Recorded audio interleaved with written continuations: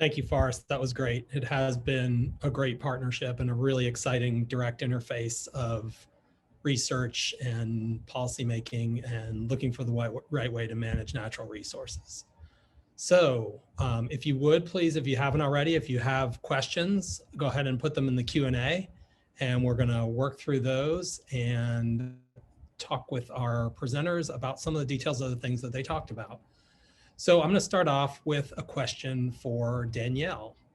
And this question is related to your survey and thinking about your people who were surveyed who are in rural areas, what proportion of them were farmers, and whether or not that proportion affected your finding about rural stakeholders' perception that people in urban areas didn't recognize past efforts of farmers.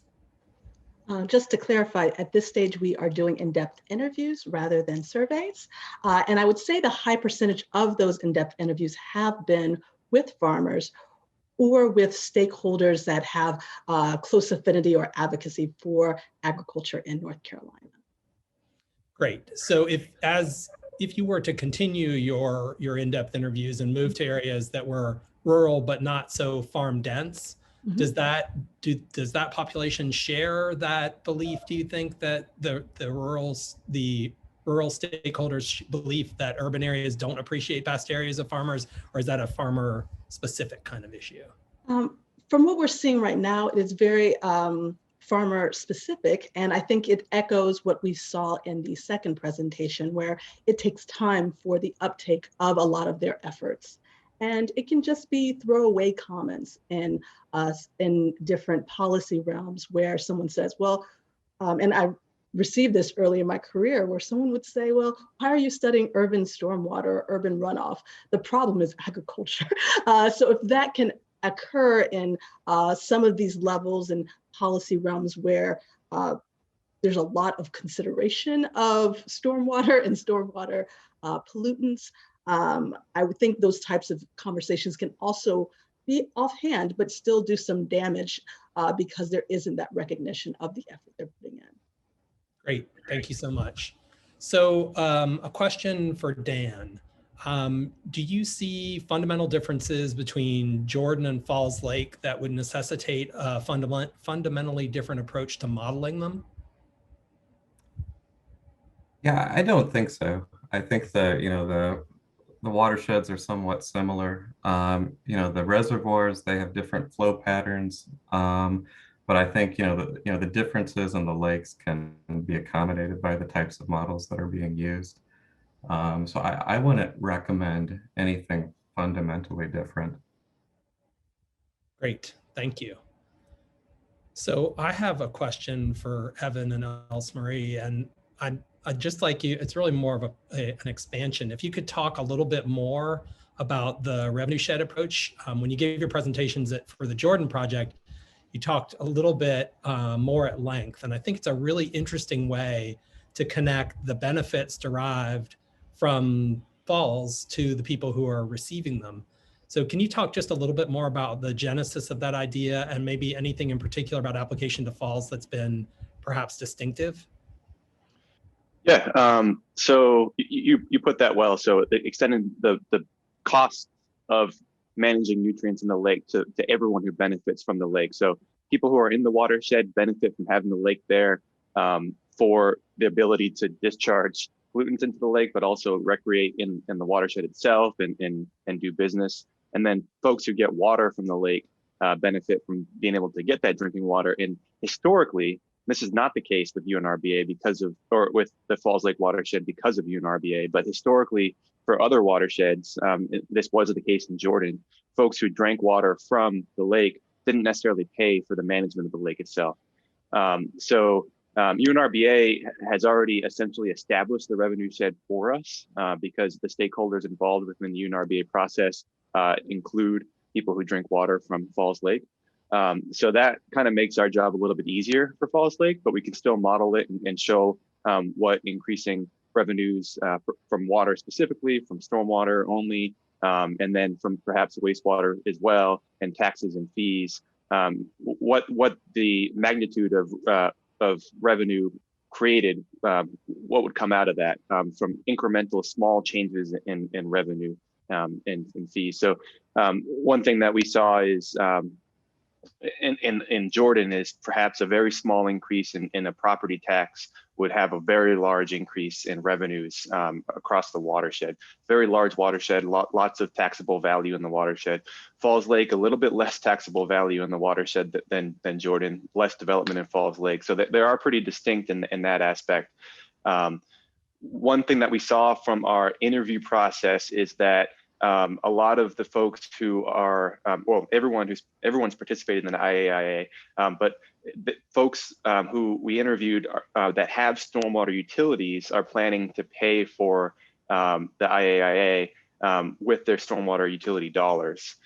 So having that earmarked source of revenue has been extremely beneficial for those jurisdictions to participate in that process. So that's an example of leveraging a earmarked source of revenue for essentially participation in the revenue shed.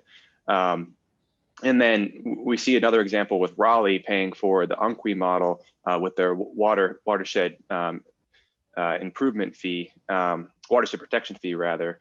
That is again another example that we saw of the beneficiary paying for watershed management. So it's really cool because the original revenue shed that we actually did as a center, which I wasn't involved with, was back in 2013 for the Upper Neuse River. So kind of UNRBA has taken that and run with it. So yeah, that's a lot about the revenue shed and where we see it going. Thanks. And that's really interesting that the increased information that we have around Falls Lake really advanced where you started in the process, which I guess makes sense in that the revenue shed provides most primary value to a place that is information poor. Because I recall when we first started in Jordan, there were some big giant steps forward because of an absence of information. That's exactly right. Information poor, or more aptly, coordination deficient. I think that's a good way to put it. The coordination that exists in this watershed has given us that information. That's right. Interesting. Thank you very much. Another question for Dan. Have you and Nathan in your third-party review reached conclusions about the appropriateness of the selected falls models? And can you see from that third-party review obvious supplemental areas of need for additional information? Sure. So for the first question, are the models appropriate? I think the short answer is yes. I mean, these are well-established models. They've been used successfully in a number of systems.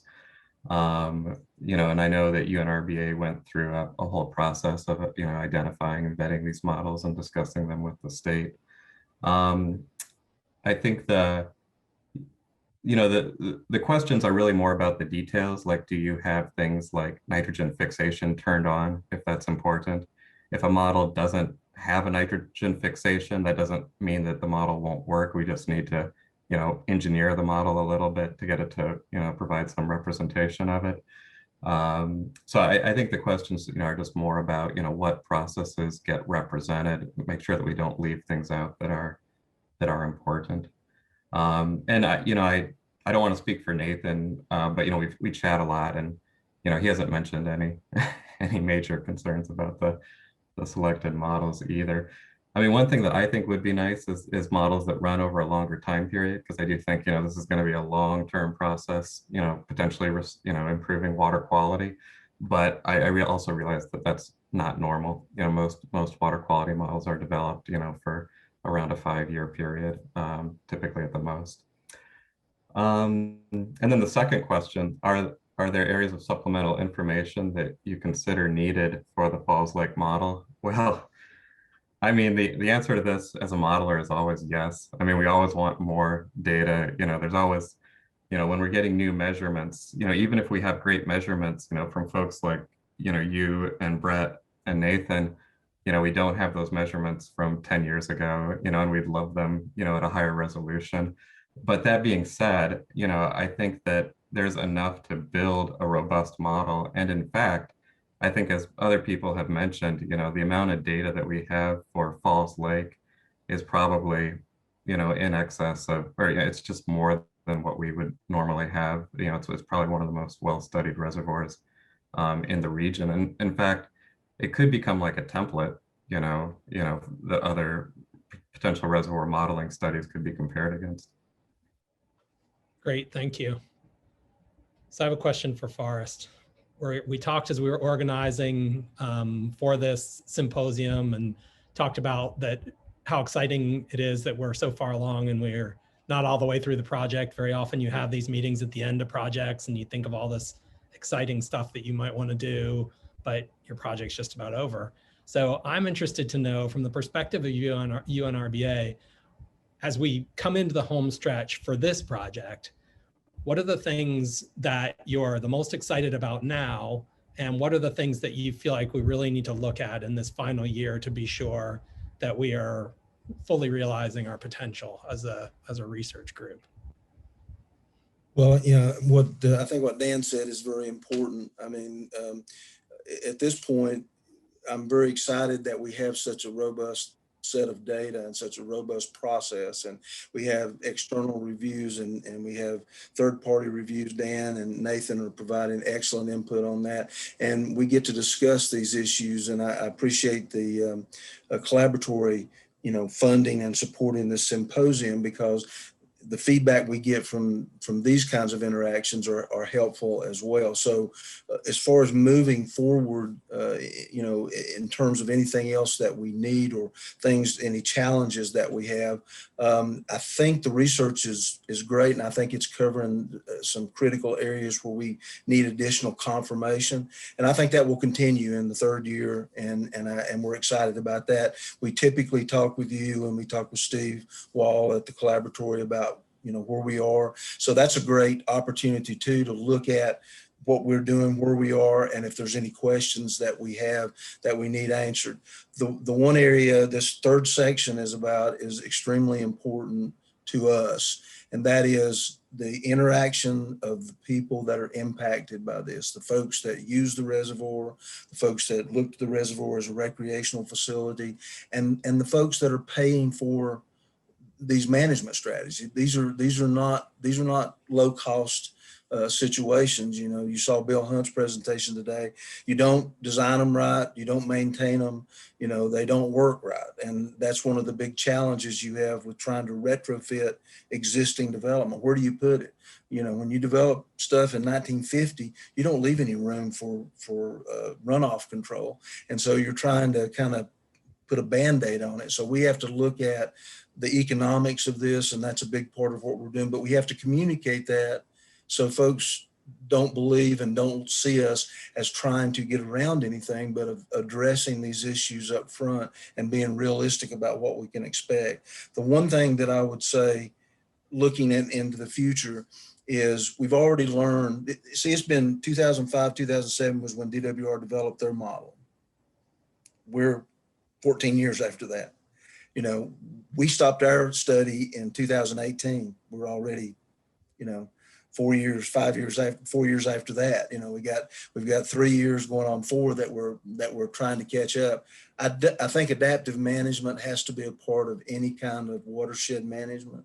You can't just set it and forget it. You can't just say, we're going to do this and then we'll go off, and 50 years from now we'll go back and look. We really need to be looking as we move along with provisions in the strategy where you go back and adjust things. And that's just the nature of these very complex watershed issues. You have to have the science to support where you are, but you need that science to continue. You don't need to stop and not take data anymore. You need to get more data about it and how effective were the things that we did in terms of funding. So it's those are and we're at a good place, and we're moving forward with a good process, but it's going to be a long journey to the management strategy. Great, thank you so much. Well, thank you all again. That was a fantastic final session with great presentations, and I'm going to turn it back over to Grant for our final interactive session.